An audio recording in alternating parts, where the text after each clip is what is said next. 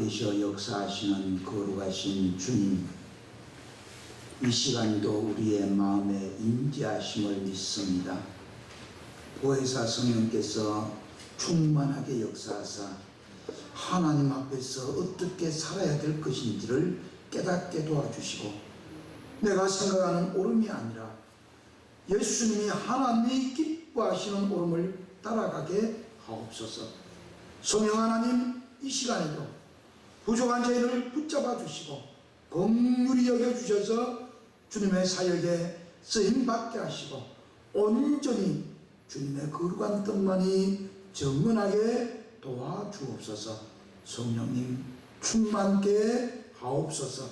그리스도 예수님 이름으로 기도드립니다. 아멘. 이번 주일은 잘 아는 바와 같이 어린이 주일입니다. 코로나19 바이러스의 질병이 아니라면 지금쯤은 극장가에 또는 위락시설도 많은 사람들로 어린아이들을 손을 잡고 넘쳐났을 것입니다. 가슴 아픈 일입니다만은 오늘을 살아가는 우리에게 삶의 방향과 목적을 제시하는 기가 막힌 명언 같은 말씀이 오늘 본문에 있습니다. 하나님 앞에서 너희의 말을 듣는 것이 하나님의 말씀을 듣는 것보다 옳은가 판단하라 하고 합니다. 이 말씀은 나사렛 그리스도 예수님의 부활과 권세 있는 능력의 이름으로 고침받은 치유받은 40세 되어진 남성이 온전하게 되었고 건강하게 된 것 때문에 일어난 표적 때문에 생겨난 문제입니다. 거듭나고 고침받고 회복된 이 사람 하나 때문에 대제사장들과 많은 유대인들이 웅성거리며 이 일이 어찌 일어났는가 살펴보고, 이 40여세 된 청년을 보고 젊은이를 보고 걷지 못한 이 사람이 뛰는 것을 보고 너 어떻게 걷게 됐느냐 라고 물을 때에 다 모르지만 예수라고 하는 이름을 통해서 내가 걷게 되었다고 간증합니다. 이 간증을 들은 대제사장 문중도 오히려 받아들이고 기뻐하면 좋았으련만은 오히려 부정할 수 없는 사실임에도 불구하고 믿으려고 하지 아니하고 영접하지도 아니하고 고치지도 아니하고 바르게 하려고 노력도 하지 아니하고 오히려 경고하고 위협해서 예수님의 이름으로 말하지도 말고 가르치지도 말라고 합니다. 어쩌면 지금의 현 상황을 나타내는 말씀과 흡사합니다. 특히 가정에서 기뻐하며 뛰어놀아야 될 어린이들이 황당한 일을 당하고 안타까운 일을 당하는 뉴스들을 우리는 많이 봅니다. AC 심영번이라고 하는 미국인은 어린이가 없는 곳에 천국은 없다라고 하는 말을 하였습니다. 정말 그렇습니다. 우리나라는 출산율이 급하게 낮아지고 결혼하는 정년기도 늦어지면서 어린아이의 출생이 줄어들고 더 나아가 어린이의 소중함을 잊어버리는 중요한 포인트, 중요한 일들을 놓쳐버리는 우리나라를 보게 됩니다. 사회학자들은 이구동성으로 얘기합니다. 이제 우리나라도 20년 후에는 시골에 대부분 다 어르신들만 남아있고 뛰어놀고 깔깔거리며 웃는 어린아이들의 뜀박질이 보이지 않을 것이라고 합니다. 지금도 그런 동네가 있습니다. 저 전라남도의 무인도 섬들은 과거에는 아니 15년 전 20년 전만 하더라도 연세 많으신 어르신들이 그 섬을 지키기 위해서 조상 때부터 지켜왔던 그 농토를 그 섬을 지키기 위해서 떠나지 않았지만 이제는 무인도로 사람 없는 섬으로 만들어지고 있습니다. 우리는 정말 위급함을 느껴야 합니다. 정말 올바르게 가르쳐야 될 진리가 있음에도 불구하고 어리석고 잘못된 편애한 것들, 즉 자기가 추구하고 자기가 좋아하는 것들만 가르치는 세대가 되었습니다. 그러다 보니 자녀가 한두 명이다 보니 나의 자녀는 매우 소중하고 남의 자식은 어찌되어 가든지 아랑곳하지도 않냐고 돌보지도 않는 사회가 되어버렸습니다. 우리 어릴 때 추억해 보십시오. 이웃집 자녀가 내 친구의 딸이 아들이 눈물 흘리며 돌아오면 얘 왜 그러느냐, 무엇 때문에 그러냐 물어보기도 했습니다. 저 같으면 어떤 아버지 친구분은 보증에 있는 사탕도 꺼내주셨습니다. 근데 요즘은 그런 일이 전혀 없습니다. 이렇게 된 것은 어쩌면 잠언서 22장 6절의 말씀처럼 마땅히 행할 길을 아이에게 가르치라.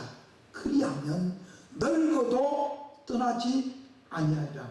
그 가르침 받은 그 말씀을 떠나지 아니하리라. 아멘입니다. 그죠? 맞습니다. 하나님 말씀의 은혜를 믿지 아니하고 바르게 가르치지 아니한 까닭이 아닌가 합니다.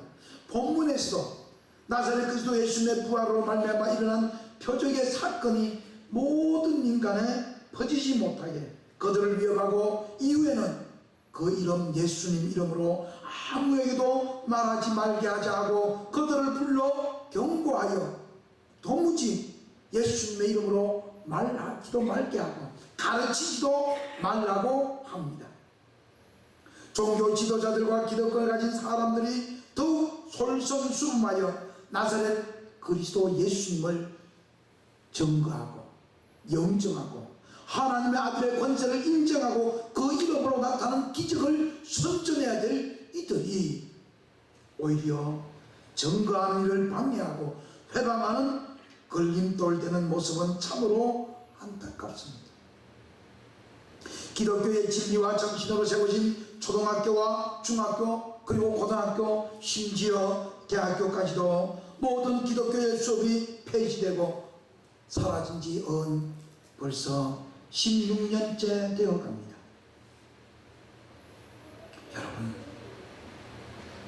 아무리 힘들고 어려워도 우리가 놓치지 말아야 될 일이 하는데 그게 교육입니다. 가르치는 겁니다.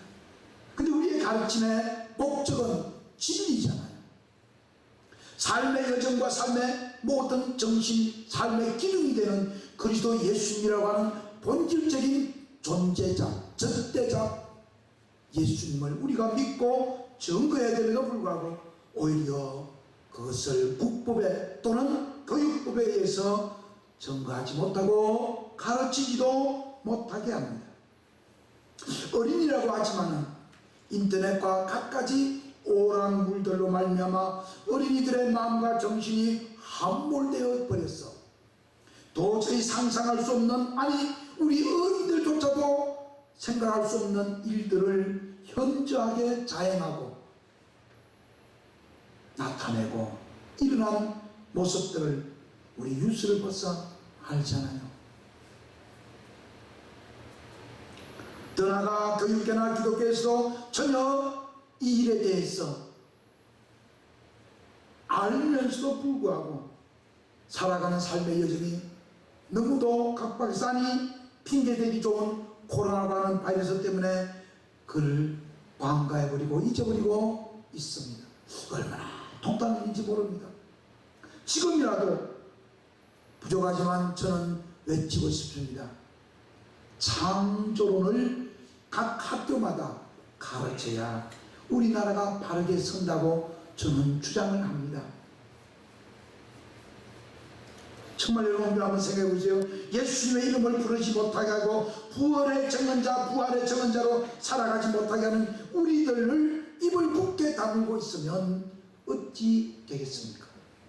나사렛 예수님을 그리스도로 믿고 있으며 구원의 주인으로 환영하며 즐겁게 찬송하고 있으면서도 불구하고 진리가 되시는 완벽한 메시아 되시는 예수님 곧 하나님의 아들을 자랑하지 못하고 전문하지 못하고 가르치지 못한다면 우리의 앞날이 어디 될까요? 한 걸음 들어가서 예수님께서 부활하시고 예수님께서 다시 살아나셔서 또다시 우리를 데려오시는 재림의 주인 되시는 그 예수님을 우리가 전문하지 못하고 알려주지 못하고 가르치지 못하는 우리들의 신앙이 부끄럽지는 않은지요. 탈무드는 이렇게 이야기하고 있습니다. 어린이는 부모가 이야기하는 모양을 흉내낸다. 성격은 그 이야기하는 모양으로 알 수 있다고 합니다. 그렇습니다. 우리는 아이들의 모델입니다. 어린이들의 어쩌면 닮아야 될 표상이기도 합니다. 그런데 오늘 본문은 이 종교 지도자들이 많은 사람들에게 디딤돌이 되어야 되고 예수님을 전문하는 표상이 되어야 되고 모델이 되어야 될 이 대제사장들과 예수님 당시에 살았던 안나스와 가야바도 다 경험하고 알았던 그들이 오히려 성령 충만한 사도들을 불러다가 경고하고 위협하고 억압을 하며 예수님의 이름으로 말도 하지 말고 가르치지 말고 이와 같은 기적이 벌떡 일어났던 안진병의 뛰노는 저 모습, 저 표적이 두 번까지는 나타나지 못하게 하라고 훈계한 것을 보게 됩니다. 참으로 안타깝습니다.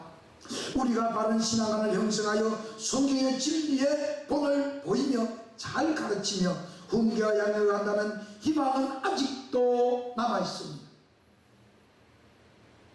우리 교회만이라도 우리가 지금 돌보고 있는 순복 어린이집을 위해서라도 기도하고 수고하는 선생님들의 노고를 알아주고 이모저모로 수고하시는 이사님들과 모든 교사 선생님들의 그 수고로움을 우리가 알아주며 기도한다면 얼마나 좋겠습니까?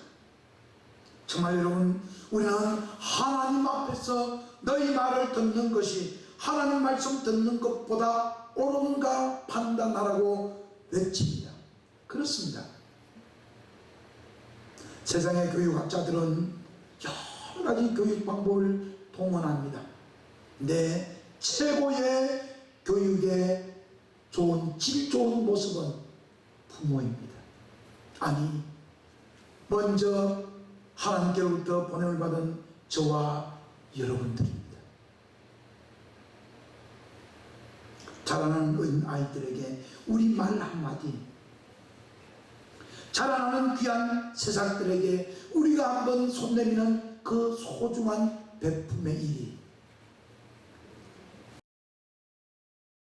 어린이의 가슴 속에 가슴 깊이 박혀서 영원히 잊어지지 아니하는 삶의 원동력이 될 겁니다. 저도 지금도 잊지 못합니다. 어려움당하고 역경당해서 아버지가 문을 걸어 잠그고 들어오지 못하고 할 때에 그때의 최고의 안식처가 예배당이었습니다. 예배당 찾아가서 눈물을 찔찔하니 돌아가신 주스의 목사님께서 방석을 내오시고 본인이 덮으시는 이불을 껴안고 와서 저를 덮어주시면서 이 자리가 너 아버지 자리라는 거예요. 요 강대상 앞에 지금도 잊지 못합니다. 여러분, 우리는 정말 베드로와 요한을 보십시오. 이들의 고백이, 이들의 신앙생활의 삶이 얼마나 우리들에게 용기를 가져다 주는지 모릅니다.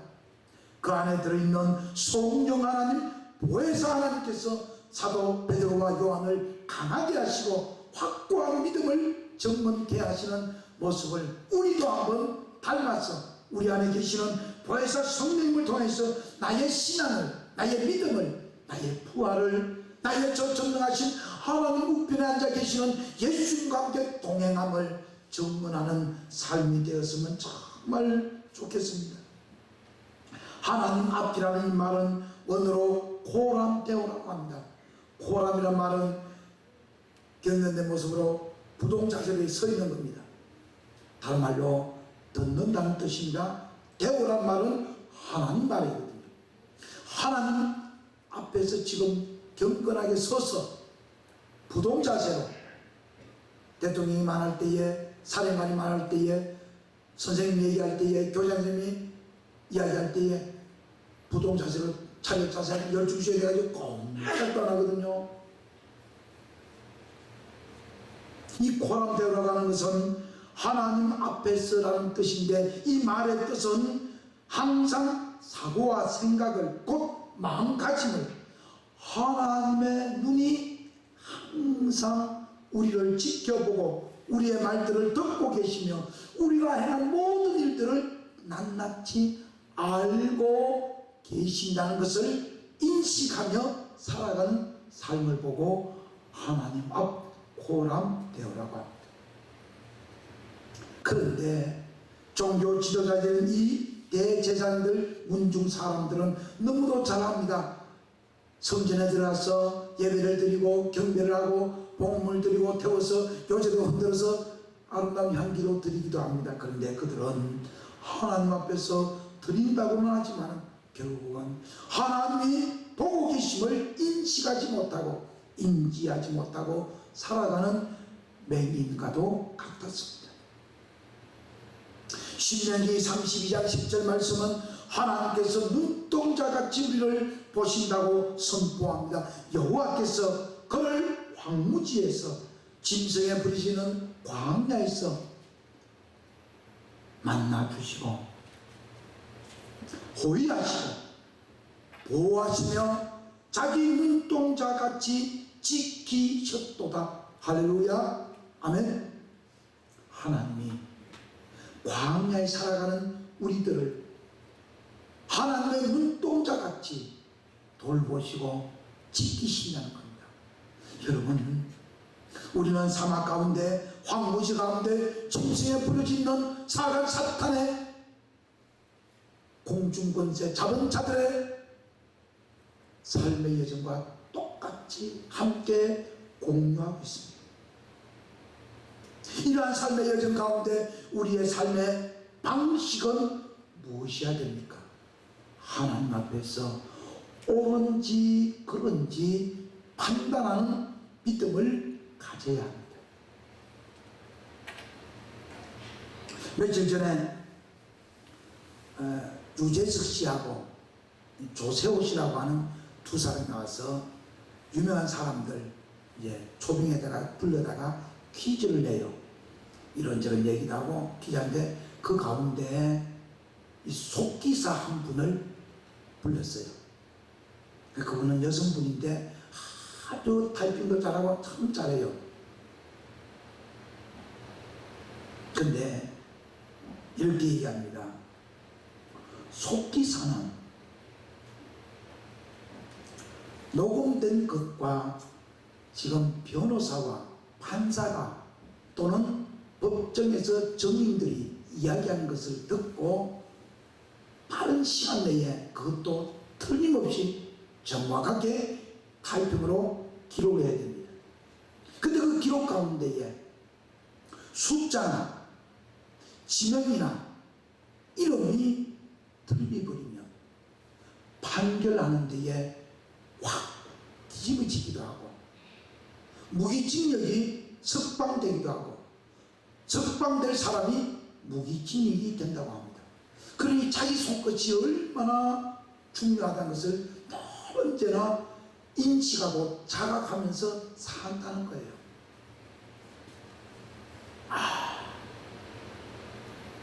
한 달 받는 봉급이 얼마인지는 모르지만 여러분, 그의 입에서 나오는, 그 여성분의 입에서 나오는 그 속기사의 고백에서 목회자가, 그리스도인들이, 신앙인들이 저런 좀 생각을 가지고 자각을 가지고 좀 살면 좋겠다. 자기는 가든지 늘 언제나 속기 삶을 잊어버린 적이 없답니다. 마트를 가든 시장을 가든 친구들과 만나든 항상 언제나 나는 속기 살기에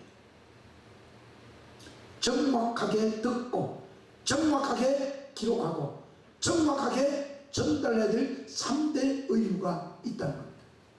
아니 법원에서 수고하는 속기 살아가는 지금까지 분도 이와 같은 인식과 자각을 가지고 살아가는데 하물며 영원한 생명을 갈구하고 영생을 믿는 우리들이야말로 더욱더 자각해야 되지 않겠어요? 하나님 앞에서 호람대오라는 이 귀한 사실, 하나님께서 우리를 광야 같은 세상에 살게 하지만 짐승이 부러지고 건조하고 물도 없는 날마다 허기지는 생활이지만 하나님이 보호하시고 지키시고 자기 눈동자같이 살피심을 믿는다면 우리의 신앙은, 믿음은 더욱더 멋질 겁니다. 아무리 외부에서 아무리 무슨 제도가 무슨 법령이 있다 할지라도 저와 여러분의 믿음은 흔들리지 않을 것입니다. 우리는 하나님을 떠나서 결코 살 수 없는 존재인 걸 잘 알잖아요. 그렇다면 하나님이 우리를 지키심을 믿읍시다. 하나님 우리를 도와주심을 믿읍시다. 하나님께서 우리와 함께 계심을 믿읍시다. 그래서 여러분, 어린아이에 가르치는 것도 하나님께 맡기랍니다. 에베소 6장 4절 또 아비들아 너희 자녀를 노엽게 하지 말고 오직 주님의 교훈과 훈계로 양육하라고 합니다. 양이란 말은 먹인다는 겁니다. 육이란 말은 키운다는 거예요. 여러분, 저도 작물을 조금 취미삼아 키워봅니다. 씨앗을 뿌리고 거름을 주고 땅을 기경하고 잡초를 뽑아내고 작물을 키우는데 이 작물이 자라지 아니하면 그거 두겠어요? 여러분 한번 생각해보세요. 제가 이 열무를 참 좋아하거든요. 근데 열무는요 씨앗을 뿌릴 때 많이 좀 뿌리잖아요. 그래서 솎아 먹는 재미가 있어요. 그죠? 자꾸 솎아요. 솎을 때에 여러분 큰 거부터 솎아야죠. 그죠? 그래야 작은 게 자꾸 크잖아요. 그죠? 근데 어떤 분은 큰 거는 내버려두고 작은 것도 솎아버려요. 그럼 큰 거는 쇠가지고 뻐득뻐득해서 나중에 열무가 못 먹게 될 수도 있죠. 여러분, 무엇이 옳은가를 판단하는 지혜를 성령님에게 구하십시오. 정말 나의 자녀가, 내게 있는 아이들이, 내 근처에 있는 어린 영혼들이 어떻게 자라야 되고 어떻게 양육받아야 되며 무엇을 먹어야 되며 입어야 되는지 여러분 알아야 되지 않겠어요?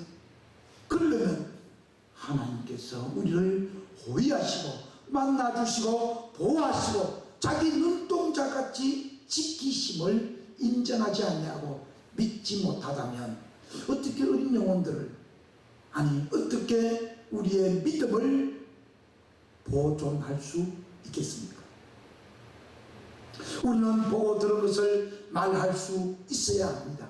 그래서 사도 베드로와 요한이 이 대제사장들이 위협하고 경고하면서 절대로 가르치지도 말고 예수님 이름도 입 밖에도 내지 말라고 할 때에 얘기합니다. 야, 이 사람들아, 우리가 그분과 함께 살았고 그분과 함께 지냈고 다 알지 않느냐? 우리가 보고 들었고 경험한 바를 고백하지 않을 수 없다고 이야기합니다.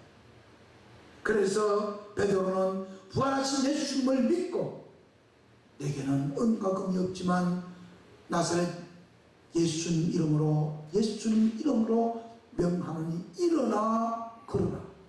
예수님 이름으로 말미암아 전능하신 예수님의 복음이 증언된 것을 믿읍시다.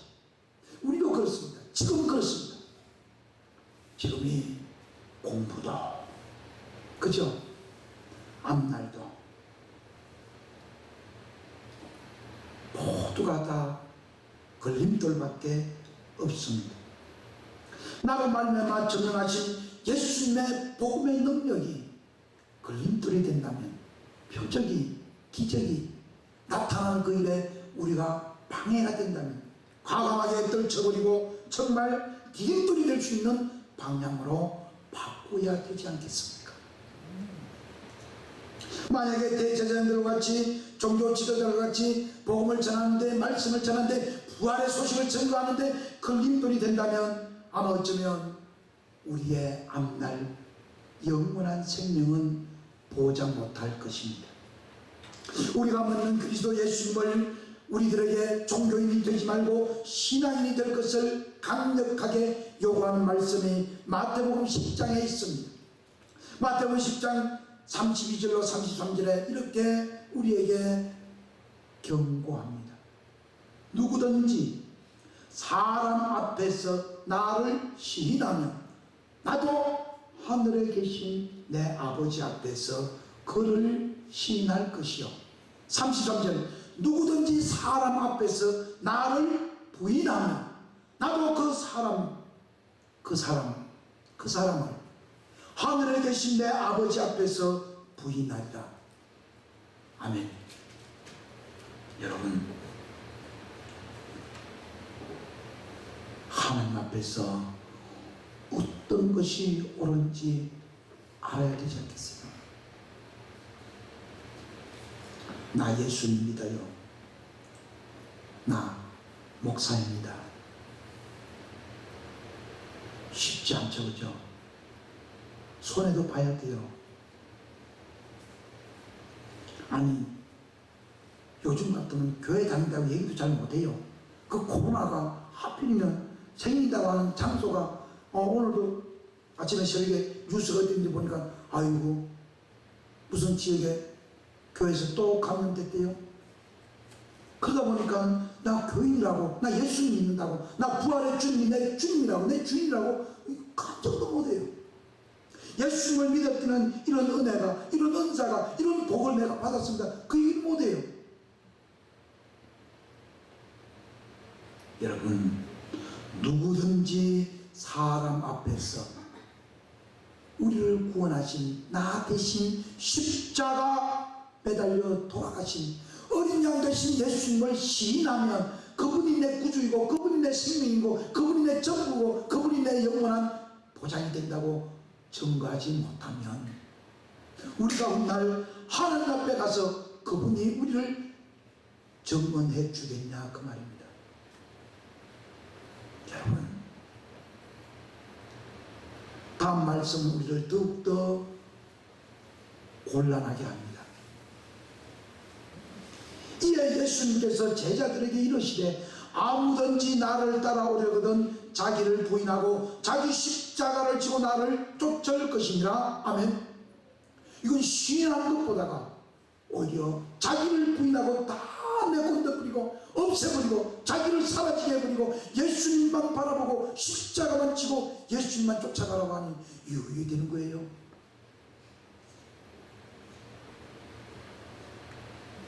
오히려 시인한 것이 더 좋지 않겠어요? 그죠? 나 예수님 믿습니다. 이게 훨씬 더 좋지 않겠어요? 그죠?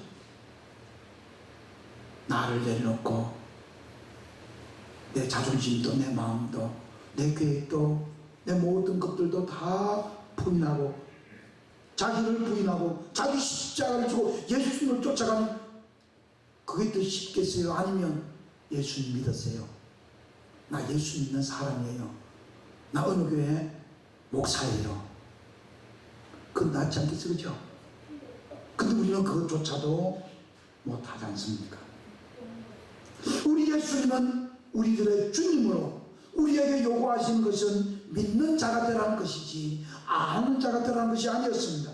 신앙인으로 살아갈 것을 원하고 계심을 믿읍시다. 모든 사람에게 그리스도 예수님의 부활과 죽으심을 예수님께서 다시 오실 때까지 전하라고 우리에게 성찬예식을 통해서 알려주지 않습니까? 고린도전서 11장 26절에 그럽니다. 너희가 이 떡을 먹으면 이 잔을 마실 때마다 주님의 죽으심을 그가 오실 때까지 전하는 것입니다. 여러분, 제가 주장한 이유가 그거예요. 세례 예식도 중요합니다. 근데 우리는 어쩌면 매 주일마다 예수님의 몸과 피를 마시면서 주님께서 나위에서 죽으셨고 그 죽으신 예수님께서 부활하셔서 다시 오실 것을 우리가 증언하는 삶이, 그것이 마지막 만찬, 마지막 음식 먹은 증거 아니겠어요? 근데 우리는 그걸 안 하잖아요. 그래서 여러분, 어떤 선배 목사님에게 제가 얘기했어요. 목사님, 총회 서기로 일하시는데 각 교회마다 성찬仪式좀 하라고 좀 공부하고 좀 하십시오.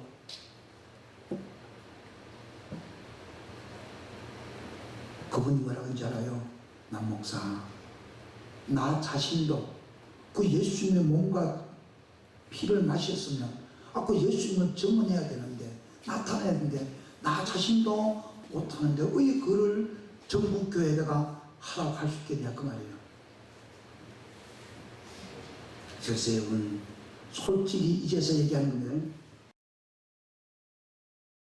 우리 교회들이 시간을 핑계대고 복잡하다고 핑계대고, 그죠?